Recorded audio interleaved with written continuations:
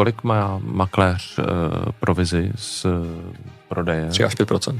Což je jako fascinující. Jakože je to reálně To fascinující. přece vůbec nedává smysl jako to někomu platit. Jako. Když bys bral, kolik ten člověk jako je schopný si vydělat, když je nějak rozumně schopný, versus ten skill a to, co jako doručuje, tak to je úplně crazy. Jo, že vlastně mně přijde, že ten trh je jedna velká informační asymetrie, kde někdo, kdo je prostě 2 lekce před tím, kdo prodává ten byt. Takže ještě moc pozitivní. Jo, tak ti jako tě pouští do bytu a...